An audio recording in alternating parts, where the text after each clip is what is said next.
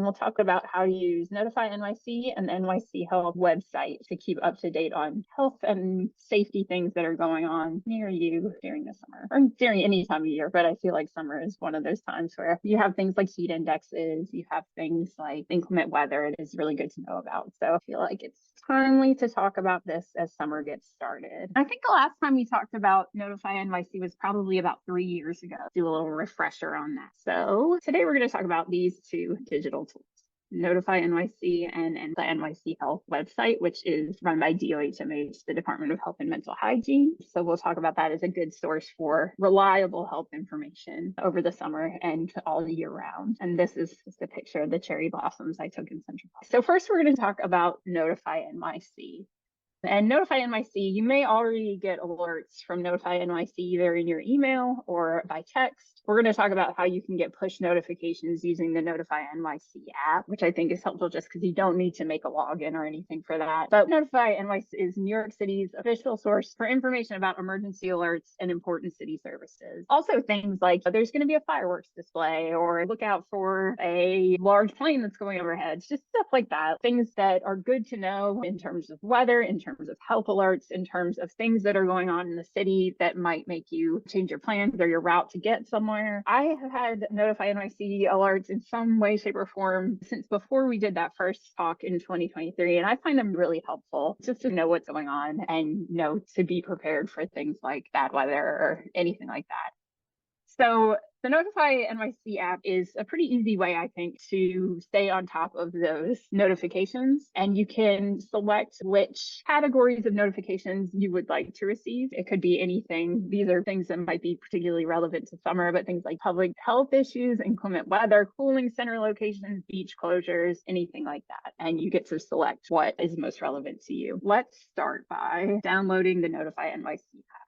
So as with all the apps we download, we're going to start out by going to the Play Store or the App Store if you have an iPhone. And this app is available for both. So Play Store is where I went, and we're going to search for Notify NYC. And you should see when you search for this, an icon that looks like an exclamation point. So we're going to click on Install.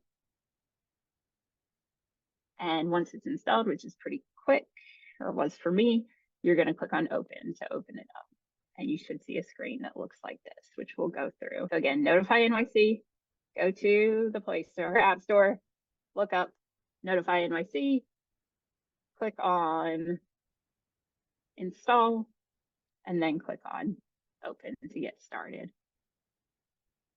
So once you've opened the app, it's going to ask for your location permission. So this is so that you can get notifications that are really customized based on where you are located in the moment with your phone. There are reasonable suspicions about not turning your location permission on. You do not have to do this. So if you're not comfortable turning on your location permission, that is absolutely fine. You can just say not now and move on. What you will get instead is the more general NYC-wide notification. But if you're someone who doesn't want to share their location through an app, that's totally fine, and it just won't be that customized to your location. One of the things that I've found is that it's not super customized anyway, so it's not a huge difference whether you share your location or not. So do whatever you're comfortable with, but just know that you don't have to do that, but you can if you want to. So either say allow or not now. And it might prompt you again, just keep saying whichever of those. If you say not now, it might prompt you again, just say not now again. So it will give you these terms of use when you open the app. Just say accept. Again, it'll have a thing over here about what access they have to your data. Basically, it's about knowing what kind of phone you use so that they can give you the information that can be legible on your phone. So go ahead and accept that as well. You can look at that too if you want to be more critical about data use there. So it might ask you again about your location. You can say, well, using the app if you're comfortable with that. You can say don't allow if you don't want to do that. If you don't allow, you'll just get all the notifications for things happening across the city. There's also a place in here where you can manually add an address to get notifications, which won't share your location, but it will just have pinpointed address on there. So this is what you'll see when you open up. There was a severe thunderstorm watch. There was a notification about the cooling centers being open because it was so hot. There was an air quality and heat index warning. So these are a couple of the different things that you can see. This was like emergency services training exercise. So if you saw something that looked like emergency vehicles, this was just a warning that this was a training exercise and not to be alarmed about it. This is just a sample of what you can expect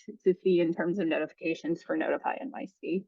But you can customize it based on the things that are most of interest or most relevant to you. So you do that like with so many things. When you want to get to the settings and customization and all of that, you're going to click on this gear up in the top right-hand corner. And once you get to this, you can select which notifications you want to receive. So let me pause it here so we can look at it. You'll get emergency alerts no matter what. So if there's like incoming weather or emergency or something, you will get that. Your default is to get that. But you might not take the ferry. So the ferry disruptions you could uncheck, or you might not have a child in school or grandchild in school. So you might not need the school notifications. But you can do as many or as few of these as you want to. Again, the only one that you're opting into necessarily is the emergency alerts.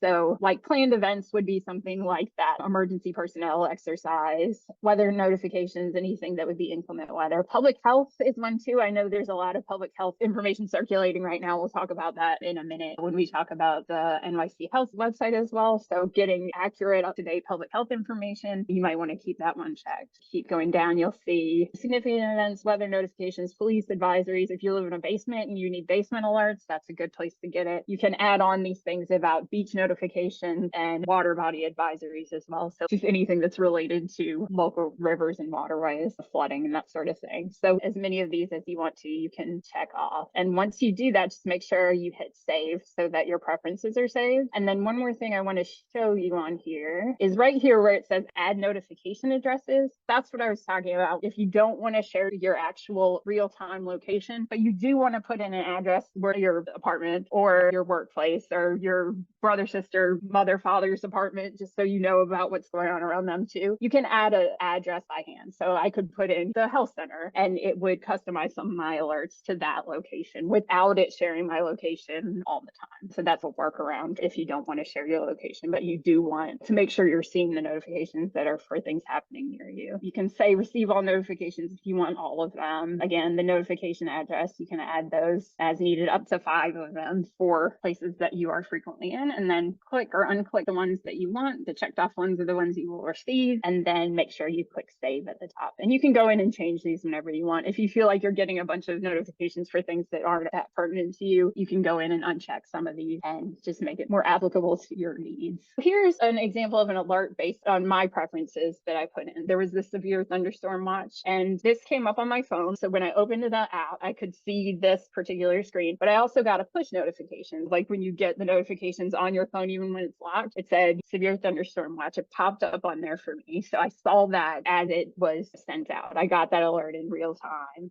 So that's what you can expect with this. You'll be able to open the app and see the current alerts, but also that you'll get those push notifications when something is impending or there's something that you need to be notified about. I find it really helpful just to stay on top of things. I do think that sometimes you can get a lot of these if you have a lot of these things checked off and they might not be that relevant. So I would say if you're getting too many, just go in there and make sure that you're just getting the ones you want. I don't really need to know about parking because I don't have a car, so I can go in and uncheck that.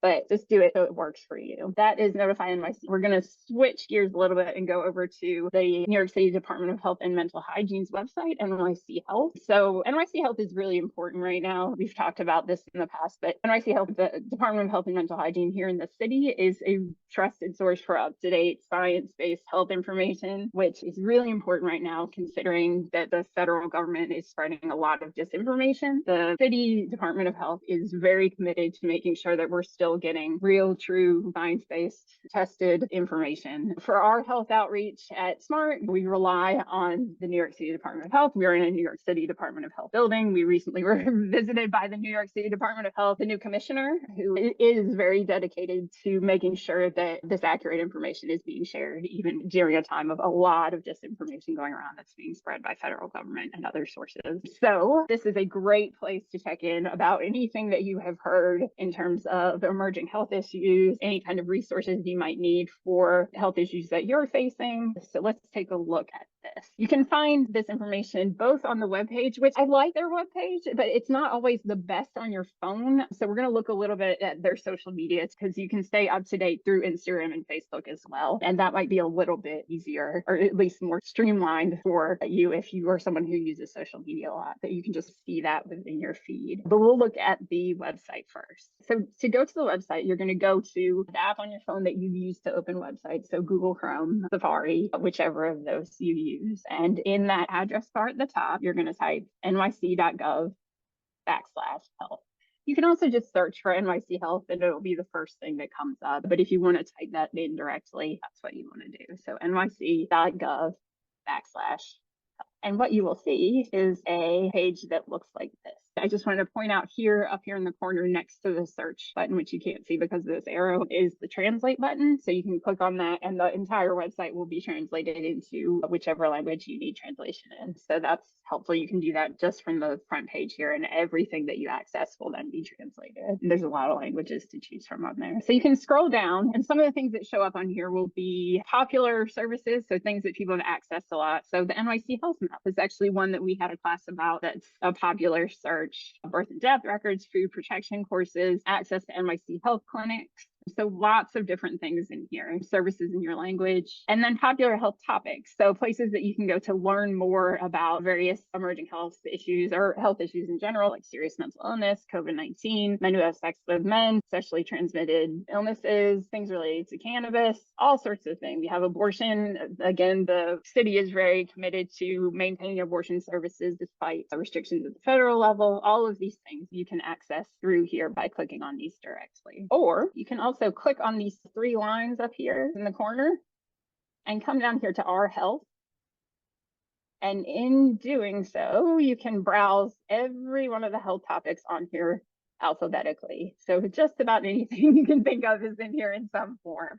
I wanted to go to H and just click on the one that's about hantavirus, because I think there's a lot of conversation about that right now. But just to know, for things that are health issues that are really in the news right now, this is a good place to see what the city's saying about it, what the advisory looks like. The statement from the city right now is that the risk related to hantavirus for New Yorkers is extremely low. But as we hear about things in the news, this is a good place to check and see what we should be concerned about, what's being done about these particular issues. I just wanted to highlight that as something that I know that there's a lot of conversation about right now, and that this is a good place to get that information. Again, the new health commission has been really good about putting out statements on social media about things that are in the news, restrictions at the federal level that have the potential to impact the health of New Yorkers. This is a really good source, whether you're looking at it on the website or on social media, which we'll look at in just a second. So check back on the website. If you don't spend much time on social media, I would say check in on the website when you hear things about emerging health issues or if you need particular health resources. But here also is a sort of shortcut way to get to all the DOHMH social media.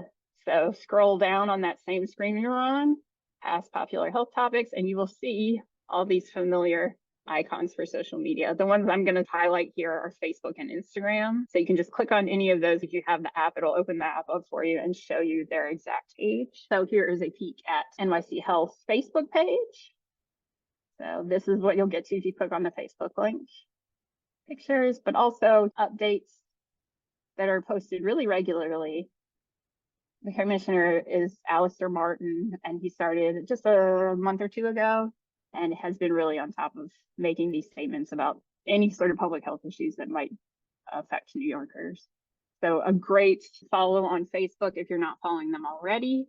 And then if you are an Instagram type of person, I like their Instagram page a lot. I think it's very easy to digest.